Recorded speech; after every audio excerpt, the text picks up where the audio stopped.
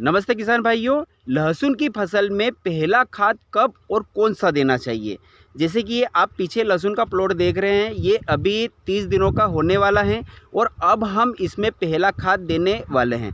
तो इसमें कौन से खाद देना चाहिए, कौन सा कीटनाशक देना चाहिए ताकि जड़ों से आने वाली जो भी बीमारियां हैं वह ना आए, और कौन से फंगिसाइड देना चाहिए। जैसे कि अभी बहुत सारी लहसुन में हमें पीलेपन की समस्या देखने को मिल रही है, तो वो इस में न लगे इससे पहले ही हम इसका ट्रीटमेंट करने वाले हैं। तो कौन से खाद देना है, कौन सा फंगिसाइड देना है और कौन सा कीटनाशक दवाई देनी है, तो यह जानने के लिए किसान मित्रों वीडियो में आखिरी तक बने रहिएगा। और अगर जो आपको जानकारी अच्छी लगे तो वीडियो को भी लाइक कर दीजिएगा। और अगर जो आपने अभी तक इस चैनल को सब्सक्राइब नहीं किया है तो इसी प्रकार की खेतीबाड़ी से महत्वपूर्ण जानकारियाँ पाने के लिए चैनल को भी सब्सक्राइब अवश्य कर लीजिएगा। तो आइए आपको विस्तार से बताते हैं कि हमने कौन सा खाद लिया है, कौन से न्यूट्री किट लिए हैं जो कि पोषक तत्वों की पूर्ति हमारे लहसुन के लिए जो ज़रूरी पोषक तत्व है। जैसे कि बहुत सारे किसान भाई बोलते हैं कि कमेंट करते हैं कि सिर्फ ये तो सब फालतू बातें हैं, सिर्फ आप डीएपी दे दीजिए, यूरिया दे दीजिए तो हम लहसुन का एक अच्छा उत्पादन ले लेंगे। तो किसान भाइयों, वो समय गया कि हम सिर्फ डीएपी और यूरिया के ज़रिए एक अच्छा और बेहतरीन उत्पादन ले सकें। अब हमें समय समय पर पोषक तत्वों की पूर्ति करना पड़ेगी और जो ज़रूरी पोषक तत्व है, ज़रूरी खाद है, उनको भी देना पड़ेगा, तभी जाके हम एक अच्छा और बढ़िया उत्पादन ले सकेंगे और हमारी लहसुन की फसल को सुरक्षित रख सकेंगे। तो किसान साथियों, सबसे पहली बात तो यह आती है कि हमें पहला खाद लहसुन में कब देना चाहिए। तो किसान साथियों, जब हमारी लहसुन की फसल यानी कि 25 से 30 दिनों की हो जाती हैं, जब उसके अंदर हम खरपतवार नाशक दवाई का स्प्रे कर देते हैं या फिर निंदाई गुड़ाई कर देते हैं। निंदाई गुड़ाई करने के बाद में हमें पहला खाद देना है, ज़्यादा लेट नहीं होना है। क्योंकि किसान भाइयों, बहुत सारे किसान भाई क्या करते हैं कि 2 महीने की लहसुन हो जाती है तब जाके हम पहला खाद देते हैं। तो ऐसा नहीं करना है, हमें 3 स्टेप में खाद देना चाहिए, कभी भी एक साथ हमें खाद नहीं देना है।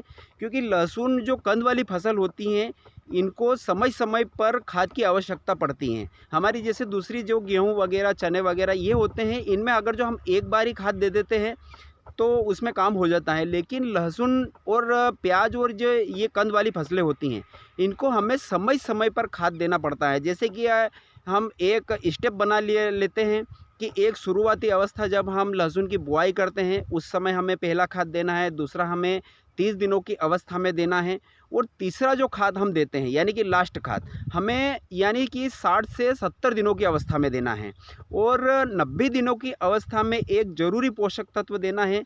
तो वह कौन सा देना है किसान भाइयों, मैंने इसके ऊपर भी पहले भी वीडियो बना रखे हैं, और आगे भी अगर जो आपने लहसुन की बुआई की है तो चैनल को सब्सक्राइब कर लीजिए। मैं समय समय पर स्टेप बाय स्टेप लहसुन में कौन सा खाद देना है, कौन सा स्प्रे करना है, इसके बारे में वीडियो बनाकर डालता रहता हूं। तो वह जानकारी आपको मिले उसके लिए चैनल को भी सब्सक्राइब कर लीजिए।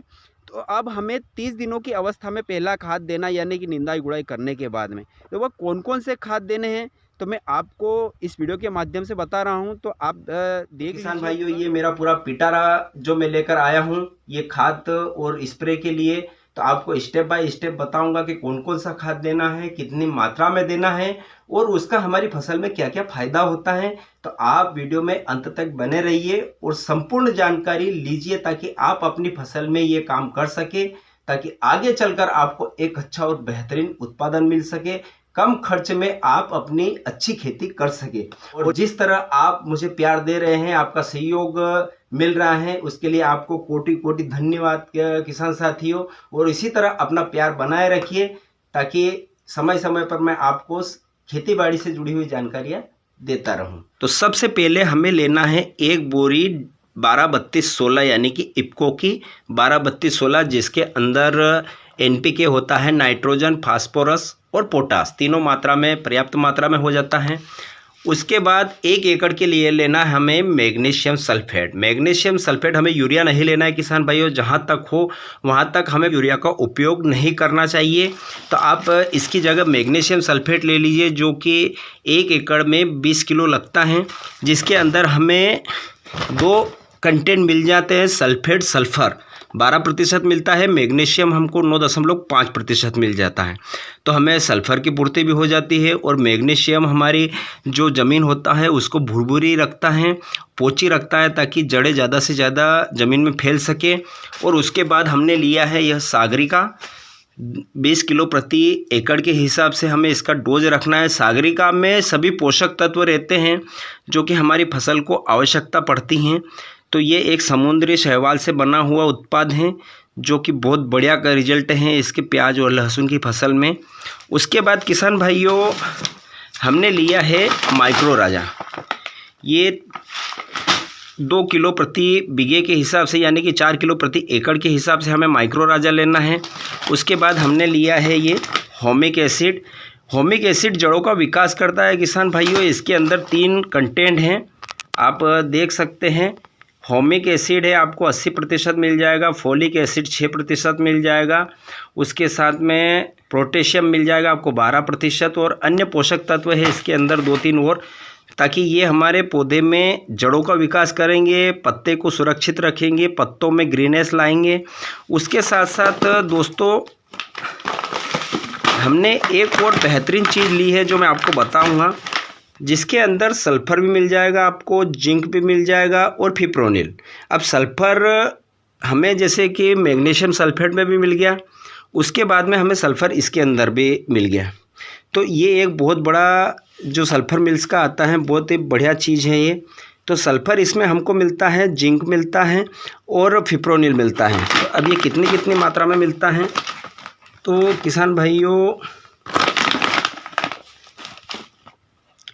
फिप्रोनिल मिलता है अपने को 0.6%, जो कि हमारे ज़मीन में जो कीड़े होंगे उन कीड़ों को ख़त्म करेगा। तो जो कि रस चूसक कीट होते हैं जो कि जड़ों को और उसके जो कंद होते हैं उसको चूसने का काम करते हैं, तो ये फिप्रोनिल हमारे ज़मीन के सभी कीड़ों को ख़त्म कर देगा। उसके बाद सल्फ़र मिलेगा इसमें 70% अपने को WW, तो ये हमारे सल्फ़र की पूर्ति कर देगा। इसके साथ हमें मिलेगा जिंक, 13% जिंक मिलेगा इसके अंदर। तो ये तीनों एक ही चीज़ में अपने को मिल जाते हैं।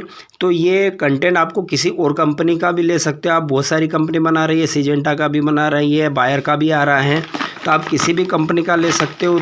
उसके साथ में इन सब के साथ में हम मिलाएंगे 05234 ज़मीन से, जड़ से 2 किलो प्रति एकड़ के हिसाब से, और इसका भी डोज लगता है किसान भाइयों 3 किलो प्रति एकड़ के हिसाब से इसका हमें डोज लगता है। उसके बाद ये जो रहेगा 05234 किसान भाइयों, ये जड़ों को मजबूत करेगा। उसके बाद जो तना रहता है हमारा, तने को मोटा करेगा, और इसमें यूँ समझ लो कि पोटास भी है, NPK है ये पूरा। तो 34% पोटास मिल जाता है, 52% फास्फोरस मिल जाता है। तो ये लेना है हमें 2 किलो प्रति एकड़ के हिसाब से ये।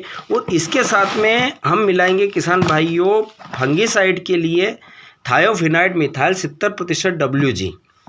ये हमें 1 किलो प्रति एकड़ के हिसाब से लेना है, ताकि हमारी ज़मीन में अगर जो फंगस की समस्या हो तो फंगस की समस्या आसानी से दूर हो जाएगी। तो ये इसके साथ में ज़मीन से चला जाएगा, ताकि बेहतरीन रिजल्ट हैं इसके किसान साथियों। तो ये हो गया अपना काम पूरा नीचे ज़मीन से। अब हम स्प्रे में लेंगे किसान भाइयों, आपको लेना है जो कि अडामा का कस्टूडियो आता है वह लेना है हमें। इसके अंदर हमको मैंने दूसरी कंपनी का लिया है क्योंकि किसान भाइयों टेक्निकल चाहिए हमको, और ये भी बहुत बढ़िया कंपनी है, सल्फ़र मिल्स का है, जिसके अंदर अजोक्सिस्ट्रोबिन होता है 11%, अजोक्सिस्ट्रोबिन होता है 11%, उसके साथ में टेबुकोनाजोल होता है 18.30%, SC फॉर्म में आता है। तो ये हमारे झुलसा रोग जो अभी फैल रहा है, झुलसा रोग को आसानी से ख़त्म करेगा और अच्छा खासा इसके ऊपर रिजल्ट मिलता है। झुलसा रोग में अगर जो आप इसका प्रयोग करते हैं, लहसुन हुआ, प्याज हुआ, तो बेहतरीन रिजल्ट मिलते हैं किसान भाइयों। और इसके साथ में हम एक चीज़ और ऐड करने वाले हैं, अंट्राकोल बायर का। इसमें जो बैगनी कलर के धब्बे बन रहे हैं, हमारे धब्बे बन रहे हैं, और सफ़ेद जो धब्बे बन रहे हैं, जो सफ़ेद धब्बे बनने के बाद में वो गुलाबी हो जाते हैं और वहाँ से सूख जाते हैं, तो उस समस्या को ये अंट्राकोल ख़त्म कर देता है। तो इसमें किसान भाइयों जो टेक्निकल हमें मिलता है वो मिलता है प्रोपिनेट मिलता है 70% WG फॉर्म में आता है। तो ये हमें स्प्रे में जाएगा 500 ग्राम प्रति एकड़ के हिसाब से। और इसके साथ में हम थ्रिप्स के लिए लेंगे किसान भाइयों ऑर्गेनिक तत्व लेने वाले हैं जो कि नीम ऑयल भी आप इसके साथ में ऐड कर सकते हो। ये है 1000 ml का नीम ऑयल, तो ये भी ले सकते हो। और अगर आपको नीम ऑयल नहीं मिलता है तो आप इसके साथ में सिजेंटा की जो अलीका आती हैं उसको भी ले सकते हो, जिसके अंदर लेमड़ा साइलोथिन प्लस थायोमेथाक्साम रहता है, जो कि संपूर्ण प्रकार की थ्रिप्स और मच्छर को कंट्रोल कर लेता है। तो इसके साथ में हमें एक लेना है और किसान भाइयों एंटीबायोटिक। एंटीबायोटिक क्या होता है कि हम इतनी प्रकार की दवाइयाँ मिलाते हैं तो इनका आपस में कुछ रिएक्शन होता है, तो वह रिएक्शन को ख़त्म कर देता है और हमारी फसल में अगर जो कुछ वायरस की शिकायत होती है तो उसको भी आसानी से कंट्रोल कर लेता है। तो हमें वेलिडामाइसिन जो एंटीबायोटिक आती है उसको लेना है और इन सब को मिलाकर स्प्रे कर देना है किसान भाइयों। तो आपको एक बेहतरीन रिजल्ट मिलेंगे, जो कि आपकी फसल में झुलसा रोग फैलता है उसको आसानी से कंट्रोल कर लेगा, थ्रिप्सों को भी कंट्रोल कर लेगा। तो किसान भाइयों ये हो गया अपना काम ज़मीन से और ऊपर स्प्रे में।